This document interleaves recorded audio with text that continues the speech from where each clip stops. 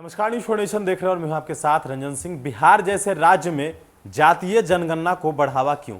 हालांकि आवाज हर राज्यों से उठ रहा है कि जातीय जनगणना होना चाहिए, लेकिन प्रधानमंत्री से बिहार के मुख्यमंत्री नीतीश कुमार मिले, साथ ही साथ विपक्ष दल के जो नेता हैं वो भी प्रधानमंत्री नरेंद्र मोदी से जातीय जनगणना के सवाल पर मिले हैं। लेकिन बड़ा सवाल उठता है कि आखिर बिहार से यह आवाज क्यों उठ रहा है। आपको पूरी जानकारी हम विस्तार से देते हैं। जातिगत जनगणना की मांग को लेकर सोमवार को बिहार से 10 राजनीतिक पार्टियां दिल्ली पहुंची और प्रधानमंत्री नरेंद्र मोदी से मुलाकात की। इन 10 दलों में ऐसी पार्टियां भी हैं जिनका राजनीतिक अस्तित्व ही एक दूसरे के विरोध पर टिका है, लेकिन ओबीसी वोट बैंक के साधने के लिए पार्टियां अभी एक मंच पर है।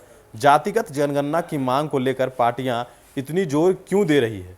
वोटों के गणित पर टिके इस सियासी समीकरण को आसान शब्दों में समझिए। देश में 1931 तक जातिगत के आधार पर एक एक नागरिक की गिनती होती रही। 1941 में जाति पूछकर जनसंख्या गिनी गई, लेकिन इसका आंकड़ा जारी नहीं किया गया। यानी अभी 90 साल पुराने डेटा पर देश में जाति के आधार पर आबादी का गणित चल रहा है।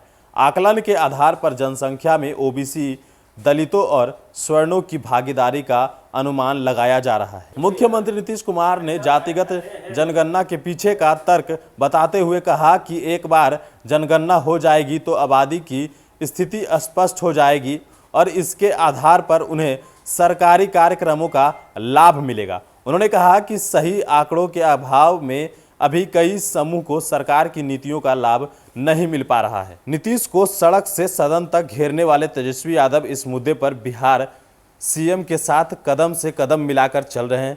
तेजस्वी ने कहा कि जातिगत जनगणना से देश के गरीब गुरबों को इसका लाभ मिलेगा। उन्होंने कहा कि अगर राष्ट्रीय हित में काम होता है तो विपक्ष हमेशा सत्ता पक्ष का सहयोग करने को तैयार रहेगा।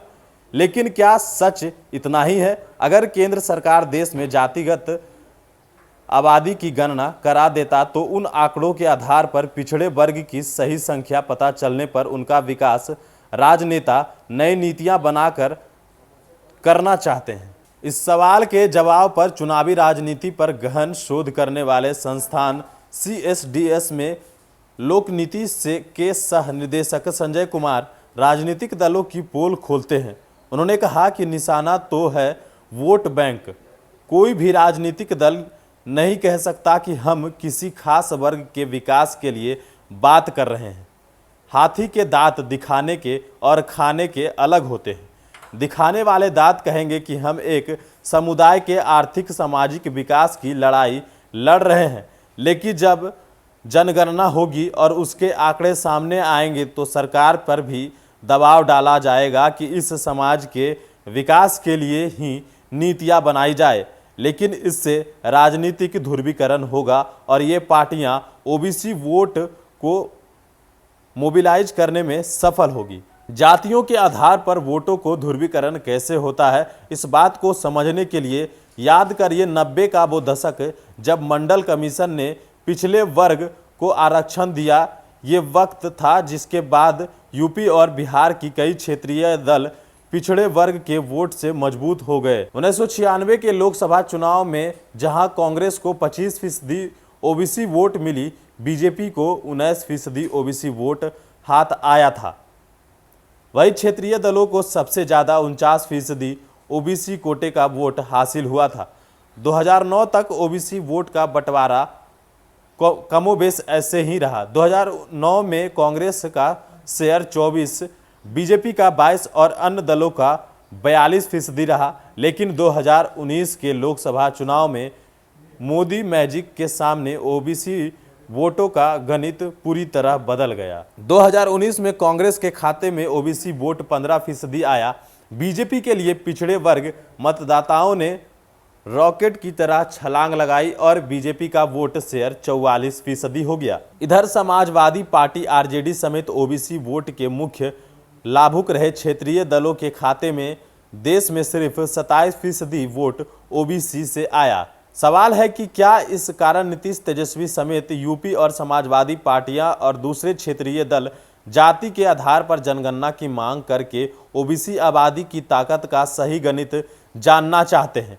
ताकि केंद्र सरकार की नौकरियां और दक्षिण संस्थानों में ओबीसी कोटे में बदलाव के लिए सरकार पर दबाव बनाने का मुद्दा मिले और बीजेपी की ओर शिफ्ट होते पिछड़े वर्ग के वोट को वापस अपनी ओर मोबिलाइज किया जा सके। लोक नीति के सह निदेशक संजय कुमार कहते हैं कि निश्चित रूप से इन पार्टियों को फायदा दिखाई पड़ता है।